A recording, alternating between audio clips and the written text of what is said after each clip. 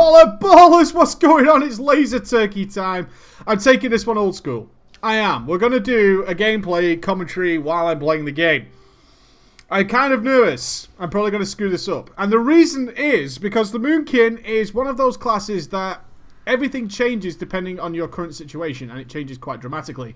And therefore, I need to kind of put myself in various situations in order to give you guys great examples. So hopefully, I'm not going to be playing to the best of my ability. That is just a given, okay? We're going to be talking about concepts and themes, so I'm going to try and show you some examples.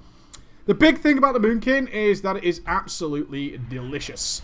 Absolutely delicious. It is one of the given specs that you kind of need in a raid these days. And if you're not doing it, if you don't have a good Moonkin, you just suck. You really do. Your raid just suffers from the lack of a great Moonkin. Because they are adaptable, and this whole idea that whatever the Moonkin does changes depending on the situation is one of their great strengths. So what am I talking about? Firstly, situations like this where you got 4 mobs. What the hell do I do? Do I multi-dot? Do I just spam dots? Do I stay in solar? Do I try and get back to Luna for another Starfall? What the fuck do I do in this situation? Well, the simple answer is there's no hard and fast answers.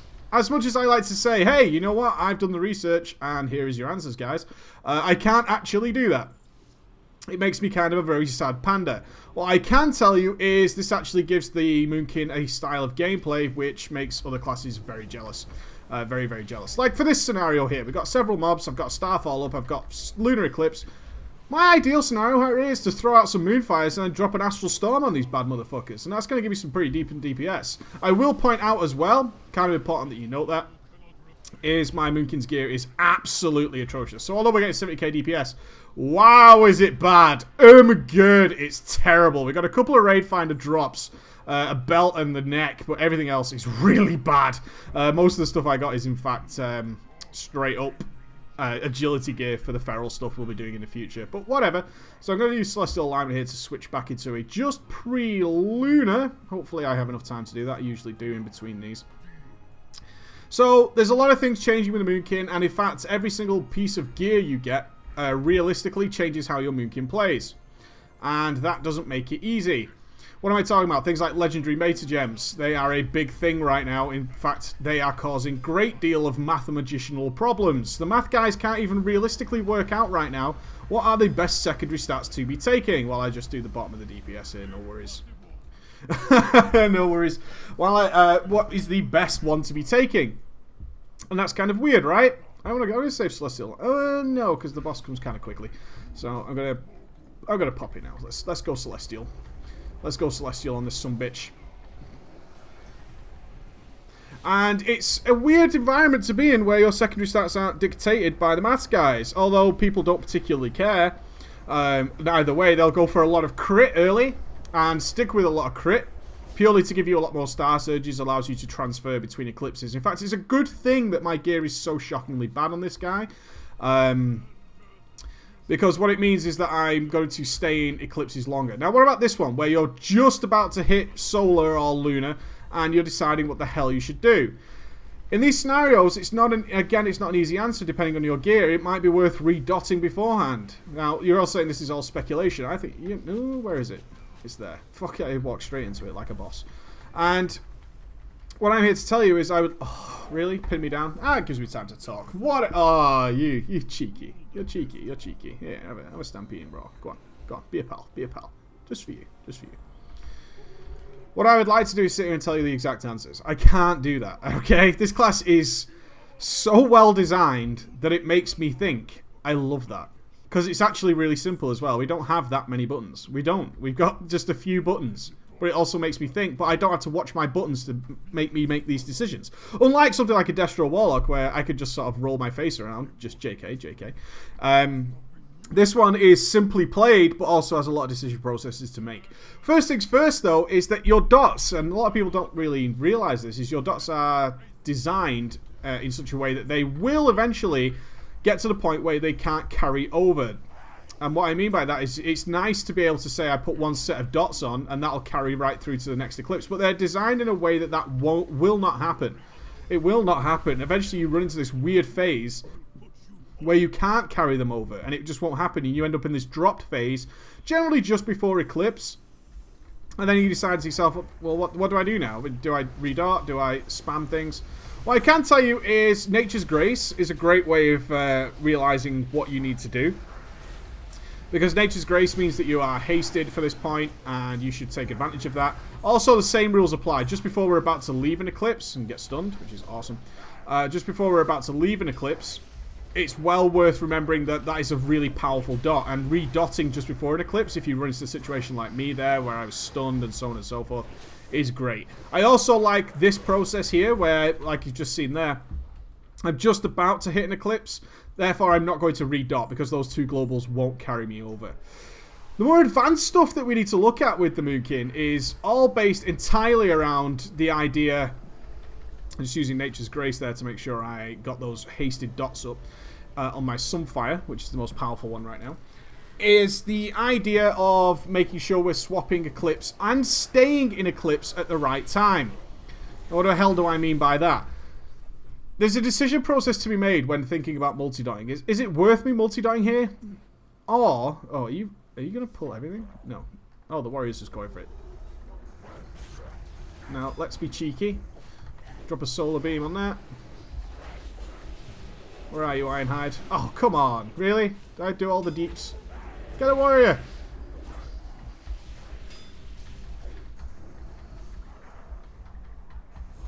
Oh. I would be permanently stunned while making a video. That is likely to happen. Let's outrange that, shall we? Let's just outrange that and get back into Luna. Like this situation here, the idea might be for some people to simply spam dots and stay in Luna.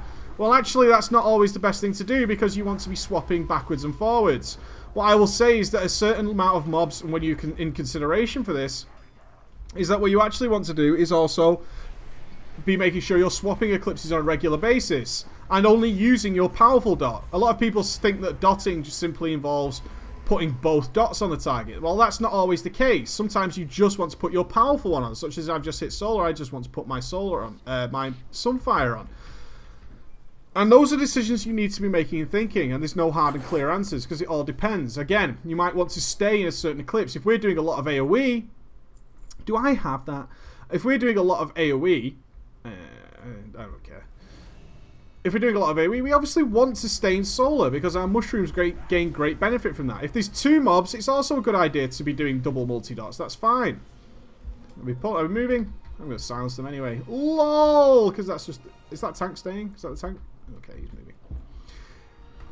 Sometimes I do want to stay in my Eclipse. As much as Blizzard buffed the Moonkin with respect to swapping Eclipse and getting back to an extra Starfire, sometimes it's like, hey, you know what? I actually want to stay in my Eclipse right now.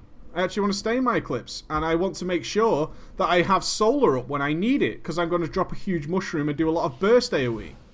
Ji Kun is another example of people who struggle with what the hell do I do now? Let's see if I can get just before there. Cool.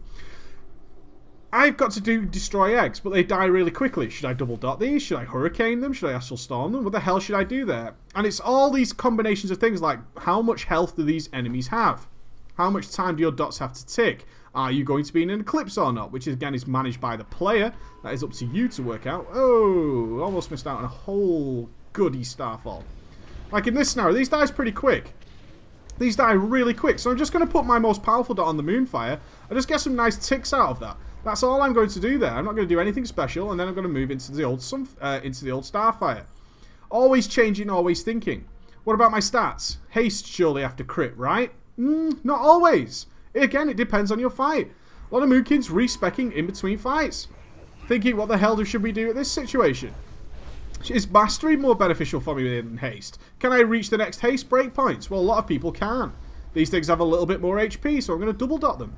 These are all things that you need to be considering, and although it's not clear, and I can't just say this is one rule for another, this is the rule for this situation, it's all something that makes this class so wonderfully good, so absolutely amazing, and it's a class I want to gear up, despite the fact it will make it easier for me to swap between Eclipses. Like right now, my decision process is I want to hit a solar, but I'm actually just trying to get to a pre-lunar situation. That's the situation I would like to be in, depending on whether or not my Starfall will be off in 50 seconds. If it's not, I'm not going to get the double Starfall opening, And so I'm just going to play it around. If you're in a raid environment and you're fighting a boss and you're in that scenario, you're always thinking 10, 15 seconds ahead. Sometimes 30, 40 seconds. What am I doing in the next minute or so? What eclipse do I want to be in for that scenario, and how do I get there? So we're taking all this into account and thinking, how much HP do these mobs have? Well, I actually want to get to a pre-lunar. I actually even don't want these mobs to die that quickly. So I'm going to get to a pre-lunar environment, which is like there. And I'm just going to chill. I'm going to chill, and I'm going to hope my starfall comes off cooldown. And I'm going to wait for it. And this is what you should be doing in raids as well, is thinking all the time about this. So I'm going to use a few starfires here, which won't move my eclipse. And my starfall's about to come off cooldown. So suppose we're killing some ads, but we're about to move on to a giant burst phase. This is the kind of thinking that is involved. This is what makes this class amazing. I truly love it. And I fucked it up, but there you go. One starfall straight into Luna, giving me another starfall. Then I've got a starfire and a star surge. As soon as that star falls off, I'm going to pop another one. And we got a skull banner, which is awesome. There goes my second starfall. Now I'm going to pop incarnation. Going to drop the double dots, so I'm now hasted. I'm all good. I've got another starfall already. It's a nice 50k burst. Not bad for this level of gear. I don't mind, actually. Oh, I've got bloodlusted, so I'm going to swap those dots over. Nice. And I'm just going to drop some A-bombs on this guy. He's not going to last that much longer. I've still got double hasted dots in. Again, resisting that temptation to automatically replace your dots. A lot of people do that. I just want to make sure that my next dot switch has Nature's Grace on. And still in incarnation. That's all I care about at that point. I'm just going to feed into this. So much to consider. It's an amazing class. I truly recommend it. In 5.3, there are some changes that will probably make Force of Nature better. But quite frankly, at the moment, is that actually an upgrade? That would be really sad. It actually is. I'm pretty sure of it. I think that is even an upgrade as well, the Ghost Heart. No, it's not. Which is cool. There's so much to consider here. Though it's difficult for me to get it all out, and it really depends on your gear. It depends on what you're dealing with. It depends on the scenario. It depends on the boss health. It depends on so goddamn much, but it doesn't overly change the simplicity of the gameplay. It's all thinking that goes on while you're doing the fights. And this is what allows really good Moonkins to destroy.